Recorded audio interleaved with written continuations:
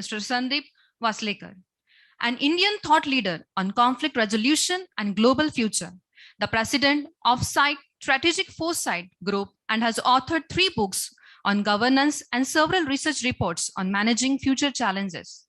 Mr. Sandeep Waslekar is known for developing policy concepts for peaceful change, and his ideas have discussed by European Parliament, the House of Commons of UK, and the House of Lords, the Indian Parliament, forums of India, United Nations, including United Nations Security Council. Mr. Waslekar is a signatory to the Normandy Manifesto for World Peace, along with 4 Nobel Peace Laureates and eminent philosophers. He is also the author of best-selling book in Marathi, Eka Dishecha Shod, that has sold 23 editions since it was been first published in 2009. Mr. Waslekar has been addressing the governance issues at global, regional, and national level since 1990. Sir, I kindly take this opportunity to welcome you for this virtual session and request you to kindly begin with your keynote speech. Namaskar. I want to thank Jai Hind People's Movement for convening this virtual conference. I have a lot of respect for Sudhirji Tambe, the leader of the movement, and for his dedication to the Gandhian thought, his consistency in convening these annual conferences on the Gandhian thought on the 2nd of October every year for the last few years, and his very inspiring words in his short welcome speech. It's a great honor to be present on this occasion and amongst very distinguished speakers and leaders of religion and other thought leaders. I am really delighted and privileged to be with you. This morning, when I woke up, I saw a tweet from Antonio Guterres, the Secretary General of the United Nations, paying his tribute to Mahatma Gandhiji on his birth anniversary today and affirming his commitment to the principles of International Non-Violence Day. This simple gesture shows that Mahatma Gandhiji is and was not only an inspiring figure for India alone, but his philosophy, his thoughts, and his actions have inspired the whole world. Mahatma Gandhiji's contribution to nonviolent resistance theory and its implementation for the freedom of India is well known. His struggle for social justice is well known. His thoughts on economic reforms are well known. And his capacity to inspire millions of people, ranging from grassroots level workers to senior leaders, is also well known. He was an outstanding human being, and Albert Einstein once said that in decades from now, people will find it very difficult to believe that a man in flesh and bones of such a personality as Mahatma Gandhi ever walked on the earth. So I do not want to say much about Mahatma Gandhiji's contribution to our national freedom struggle and to spread the values of truth, non-violence, and tolerance within the country. This subject has been studied and many books have been written, many speeches have been given, many conferences have been organized on this subject. But Mahatma Gandhiji's thoughts on how to shape the world order and how to create a federation of nations in a peaceful way, these thoughts are not so much known, because we mostly see him in the context of his leadership of the freedom movement and his advocacy of non-violence and truth. But his intellectual efforts for a new concept of the United Nations and his consistent efforts to create a world community of nations these are relatively unknown and understudied. And therefore, I thought that I will use today's opportunity, inspired by the UN Secretary General's tweet on paying tribute to the great Gandhiji, to talk about Mahatma Gandhi's role in creating world peace. This is particularly necessary today because we live in an era of wars. We have a war in Ukraine, which is going on for several months. There is a war in Syria, in Libya, in Yemen, which is going on for even much longer. India is facing threats from Chinese aggression. The world is facing threats from unpredictability of the North Korean missile program and their recent decision to use missiles, nuclear capable missiles on a preemptive basis and not just as a reaction. So all these are dangerous trends. The global military expenditure has doubled since 1999, when it was $1 trillion to about $2 trillion this year. There are new kinds of weapons being developed. These include hypersonic missiles, which can find their own trajectory and which cannot be detected by radars and which can be very dangerous. These include lethal autonomous weapons, also known as killer robots. These include low-yield nuclear weapons. So there are new kinds of weapons which are being developed every single day. There is an arms race, a new arms race, which is in full swing. And so at this time, when the world is facing so many dangers, we do need more than ever Mahatma Gandhi's thoughts on how to create a peaceful world and what should be the foundations of such a world. I have recently written a book called A World Without Wars. The theme of today's conference is a world without hatred. So the theme of my book, A World Without War and The World Without Hatred, are quite close. And in this book, I have elaborated Mahatma Gandhi's efforts and ideas for bringing together the nations of the world. I'll read a few extracts now of what exactly Mahatma Ji said on various occasions. So he was speaking at a public meeting in Rangoon on 10th March 1929, which is almost 20 years before India became independent. And then he wrote in Young India journal on 4 April 1929. And in his public meeting in Rangoon, as well as in his article in Young India, he proclaimed, "My mission is not merely freedom of India, though today it undoubtedly engrosses practically the whole of my life and the whole of my time.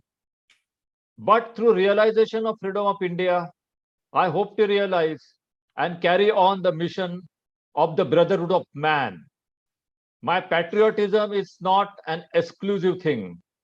It is all-encompassing, and I should reject that patriotism which sought to mount upon the distress or the exploitation of other nationalities."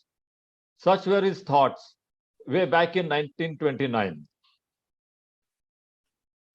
The UNESCO has published a book called All Men Are Brothers in the honor of Mahatma Gandhi's. And in that book, they have quoted Mahatma Ji, and he says, "I do suggest that the doctrine of non-violence holds good also as between states and states, as between men and men. It would be found that before general disarmament in Europe commences, as it must someday, unless Europe is to commit suicide, some nations will have to dare to disarm herself and take large risks. The level of non-violence in that nation, if that event happily comes to pass, will naturally have risen so high as to command universal respect. Her judgments will be unerring, her decisions firm, her capacity for heroic self-sacrifice will be great, and she will want to live as much for other nations as for herself. How visionary was Mahatma Gandhi? He anticipated and foreseen the birth of the European Union, which happened 50 years later or even much later, uh, as he has encapsulated in these words. Gandhi's concept of nonviolence envisaged encompassing the whole world. He was a nationalist and internationalist at the same time. He envisaged the word federation to combine national interest with global good. In 1942, just about the time he issued the call for Chale Jao to the British rulers, he introduced a resolution at a meeting of the Indian National Congress, which was principal liberation movement in India under the colonial rule.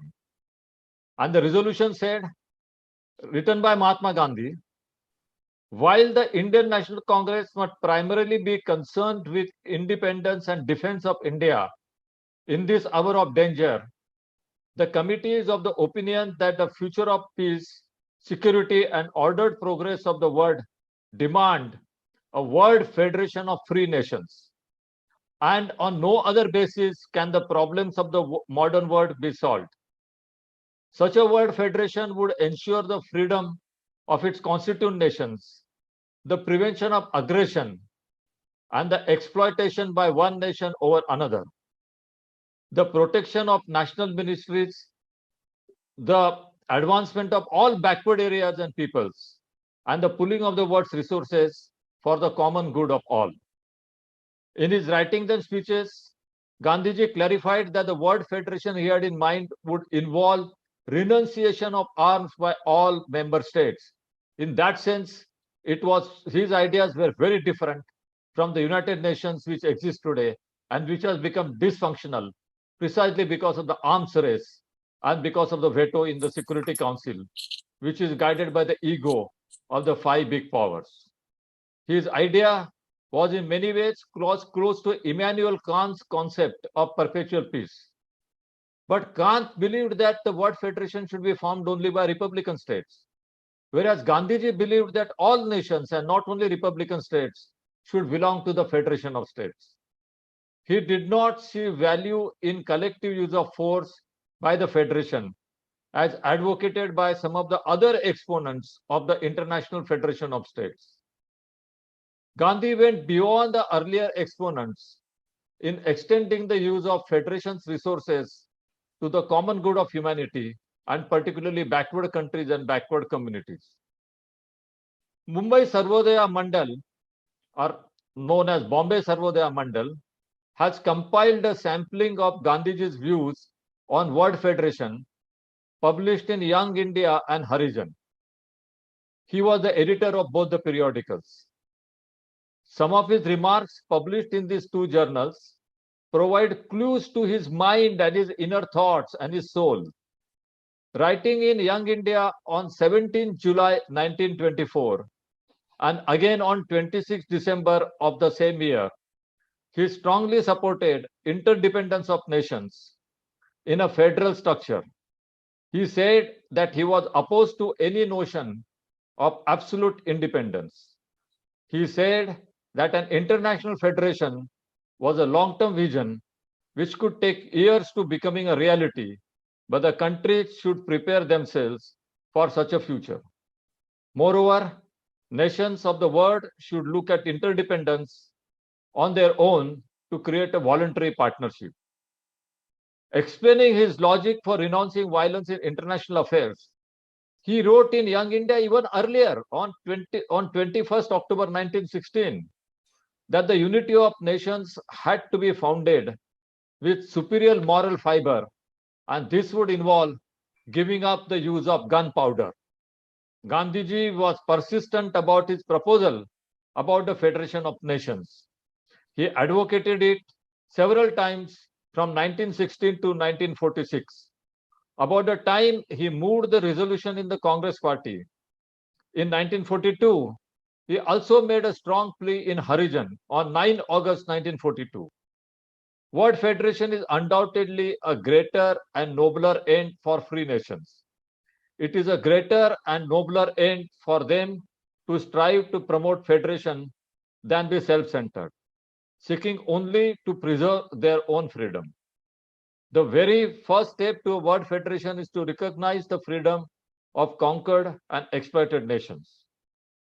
Gandhiji's proposal of an international federation of states did not have any collective authority at the core. A few years later, Albert Einstein advocated a global federation of states headed by a world government with monopoly on the use of arms. But Einstein realized the futility of such an idea, and in 1955, along with Bertrand Russell, he issued a manifesto for the abolition of war. Almost 100 years after Mahatma Gandhiji started enunciating the idea of a world order based on peace and renunciation of wars, and a world order constructed around a federation of nations, we must now look at the future and take some lessons. And in conclusion, I would say these lessons are: one, we should work towards the reform of the United Nations, particularly the United Nations Security Council, so that it doesn't belong to a few states, or it doesn't become a monopoly of the few states. Second, Mahatma Gandhi's idea of renunciation of wars should be translated into slowing down of arms race, reduction of arms expenditure, and abolition of weapons of mass destruction. And third, finally, I would say in conclusion, to realize Mahatma Gandhi's vision, let's create a world without war. Let's create a world without war, and let's create a world without violence and hatred. Thank you. Dhanyavad. Namaskar. Thank you so much, sir, for your delightful session, which focused on Gandhiji's contribution towards national development and your views to spread values of truth, non-violence, and peace was remarkable. And how we are living in the era of war, as you focused, we need to have information of it. And as Gandhiji suggested, we should have the doctorate of non-violence. We should unite for a peaceful, hatred-free world, realize Mahatma Gandhi's vision and world without hatred.